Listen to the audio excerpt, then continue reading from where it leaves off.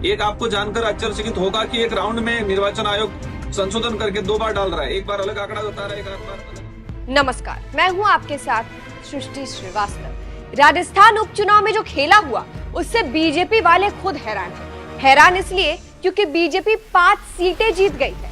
जिसकी उम्मीद नहीं थी वो हुआ है। यहाँ तक कि हनुमान बेनीवाल की जिस सीट पर आज तक कोई और पार्टी नहीं जीत पाई, वहां भी बीजेपी इस बार जीत गई। लेकिन अब भजन लाल की इस जीत को शायद नजर लग गई है, क्योंकि गुस्से से लाल हुए बाप सांसद राजकुमार रौत ने भजन लाल की इस जीत को धोखा बताया है। चलिए आपको भी बताते हैं पूरी खबर के बारे में। दरअसल बीजेपी ने 5 सीटों पर जीत हासिल की, कांग्रेस 1 सीट पर और 1 सीट पर 84 सीट पर भारत आदिवासी पार्टी ने जीत हासिल की। लेकिन बाप पार्टी को सलुम्बर सीट हारने का ऐसा दुख हुआ कि अब राजकुमार रौत ने वोटों की फिर से गिनती यानी रिकाउंटिंग की मांग की है। उनका आरोप है कि सलुम्बर विधानसभा उपचुनाव के अंतिम 2-3 राउंड में गड़बड़ी की गई है और अब वो कोर्ट में जाएंगे। बता दें, बाप की तरफ से सलुम्बर सीट पर जितेश कटारा चुनाव लड़ रहे थे। इसके बाद से कहा गया है कि एक तरीके से राजकुमार रौत ने भजन लाल के झूठ का पर्दाफाश किया है, क्योंकि कोई बम्पर जीत नहीं मिली, ये जीत झूठ है, ऐसी बातें चल रही है, जिससे भजन लाल टेंशन में आ सकते हैं। आपको राजकुमार रौत का पूरा बयान सुनाते हैं। इस खबर पर आपकी क्या राय है, कमेंट करके जरूर बताइएगा। राजस्थान के अंदर 7 सीटों पे उपचुनाव थे और इस 7 सीटों में सलुम्बर विधानसभा में जो गड़बड़ियां हुई है और जिस तरह से लोकतंत्र की हत्या करने का जो कोशिश किया गया है, आपकी जानकारी में बता दें कि वहाँ जितेश भाई कटारा भारत आदिवासी पार्टी का जो प्रत्याशी था एक तरफा बहुमत से जीत रहा था। लेकिन जब ये 13वां 14वां जो राउंड आया, इसके बाद से उन्होंने काफी डिले किया और निर्वाचन आयोग का जो एक वेबसाइट है, उस वेबसाइट पे भी राउंड वाइज जो वोट डालना था बारी बारी से नहीं डाला।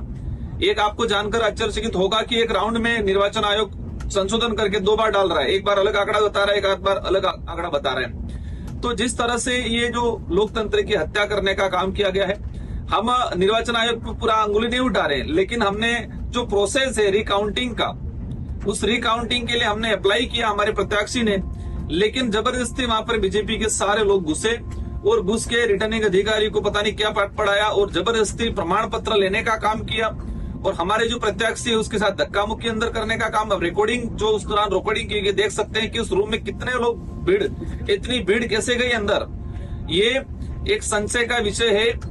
अगर वो गलत नहीं होते तो रिकाउंटिंग का जो ऑप्शन दिया था तो रिकाउंटिंग कराते। आज दौसा के अंदर बीजेपी हार रही है, वहां पर रिकाउंटिंग एक्सेप्ट किया, वहां पर 2 से 2.5 हजार का डिफरेंस रह रहा है, वहां एक्सेप्ट किया, और यहाँ पर 1000 वोट का डिफरेंस रह रहा है और यहाँ पर एक्सेप्ट नहीं किया।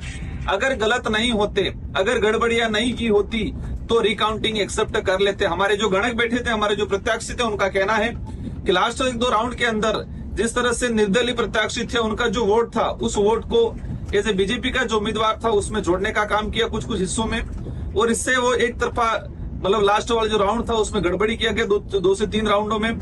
तो मीडिया के साथियों ने भी जिस तरह से वहां देखना चाहिए कि कितने लोग अंदर घुसे बीजेपी के एक साथ, उन्होंने क्या किया, इतनी भीड़ क्यों घुसी, सारे पदाधिकारी क्यों घुसे, रिकाउंटिंग अप्लाई किया था, अप्लाई एक्सेप्ट क्यों नहीं हुआ, ये सारा का सारा कहीं न कहीं ये मतलब क्लियर होता है कि ये गड़बड़ी हुआ है। हम लोग लोकतांत्रिक तरीके से आंदोलन भी करेंगे इस बात को लेके और कोर्ट में भी जाएंगे।